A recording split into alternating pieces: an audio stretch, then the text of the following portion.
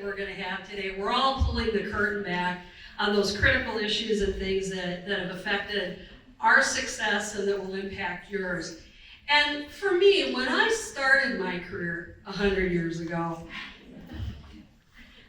I was her. I was the only woman in the room. Any of you still the only woman in the room? It's awfully lonely, isn't it? And what I wanted was somebody, somehow, some way, to pull that curtain back and tell me all the secrets that I needed to figure out how to be successful in a career. Did you feel that too? Right? Yeah. Well, that was my success rate in those early days. Nothing worked. I tried to find somebody who could give me that perspective. And I was pretty disappointed because I was pretty amazing. But I wasn't getting any takers on, holding my hand and leading me down that career path. So I started thinking about, I'd had some pretty good successes as a young adult and in my teenage years. We all have those moments where we're something special.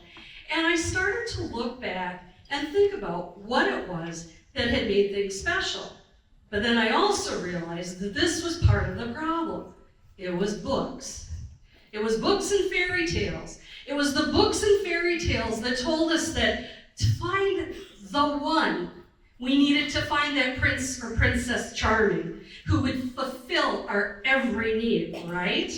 I know I still get calls from my niece, Auntie Jill, how will I know when he's the one? I'm like, oh honey, there's so many more than just the one. It's just the one who's going to be worthy to go on that journey with you. And you'll have different journeys depending on which one you pick. But in our fairy tales, and what we learned, that we needed to find the magician, we needed to find the wizard, we needed to find that fairy godmother who was going to pull it back and be the one to give us the answers that we needed. Well, I couldn't find the one either, right? So what do you do? And the more I thought about it, the more I realized that there wasn't just one. There are many. And so what I'm going to do in this short time together is do a quick dive to tell you some of the things that you can look at to figure out how you can go beyond the one to many. And I realized that there were 4 different types of mentoring options that we have available to us. And the first is the kind that we all, it's our traditional what we think of. It's that coach mentor. It's that person who's either being paid to help us see our future and work with us on it, or sometimes if you get super lucky, you get that one person who is willing to invest their time and their energy in more regular conversations with you and that deeper dive, and they go along with you on a pretty significant portion of your journey. Any of you here have that coach mentor type? You're lucky. Well, for the rest of us, here are some other things. But I want to tell you just briefly about my best coach, and that was a guy by the name of John Tobler. He owned a gymnastics studio that I took at in high school. And the thing about John is it was constant feedback.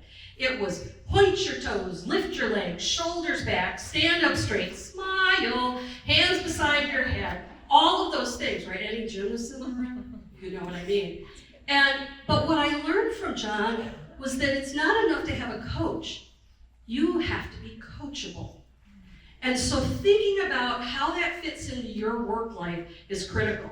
But there are other coaches that are of significant importance. And the first is what I call the compass. The compass is that type of mentor who really is able to help you see some direction about what you should do, how you should behave, how you should interact with those around you. And they're really a role model. So you don't have to have a relationship with your compass. You just have to watch them. And for me, my first compass were these 2 women business owners that I worked with in high school. And yes, I was the North Hudson Pepper Festival queen. And this last weekend, I had the great honor of being the grand marshal for the parade. But my 2 bosses, Joni and Diane, They were a new start business. It was an Aveda business, or it was like an Aveda business. It was when Red Kid was brand new. And I watched every weekend when I worked there how they interacted with their customers in the chair, how they upsold the product so you could look just like that at home. And I watched as they managed every aspect of their promotion and their success. They're long since retired. I'm going to have dinner with Diane in September when she comes back to town, and I cannot wait to tell her she was a slide today. But there's also another kind of mentor, and that's what we call the champion. And a champion is somebody who doesn't really involve themselves in your life. They're somebody who sees something in you. They open a door for you. Now, you have to walk through that door and deliver on your own on the inside. But there's often not a real deep relationship with them. But they can be a game changer for you. For me, Connie Levi was my biggest champion in my early career. Connie was the former House Majority Leader and became the CEO for the Greater Minneapolis Chamber of Commerce. And I had done some work for the Chamber. Her staff knew me really well. Connie referred more business to me at a stage in time in my business growth that made all the difference in the world. And if Connie referred me, I was always in the final two. And if I didn't get it, the project didn't go forward. I never had even a cup of coffee with Connie Levi, but she changed everything for me. And you've got people like Connie that can be champions for you. And then the final type of mentor is what I call a cardinal. And for me, that was Robert Cardinal. Robert Cardinal was a management consultant that I met when I was 17 years old. And he talked about what he did as a management consultant in basically an hour and a half throwaway lunch with a couple high school kids that he did, just to be nice. He changed my life. Robert Cardinal, just like the bird, sang a song that opened up so many different ideas and opportunities for me to consider, because I never had considered anything like a career in management consulting. I found out years later he was the senior vice president of one of the 10 largest management consulting firms in the country at the time we had that lunch. So years later, when I was getting ready to celebrate the 20th anniversary for my business, I tracked him down. I hadn't talked to him since that lunch, and I wrote him a letter. I tracked him from Chicago to California to Michigan. I'm really good at what I do. And I said, "Dear Mr. Cardinal, I know you have no idea who I am, but let me tell you how you changed the course of my entire adult life." And I know that letter hit him at a time where it mattered. He was wondering if his career had made a difference. And so I write about him in my book, Compounding Your Confidence, which we have available today. But I want you to think, it's not just about those people around you, it's about what you bring. These are all students that I have mentored and interacted with, and I have been every type of mentor to them. For some, I've been the coach mentor. For some, I've been a champion and opened doors that got them jobs that made a difference, or internships that made a difference.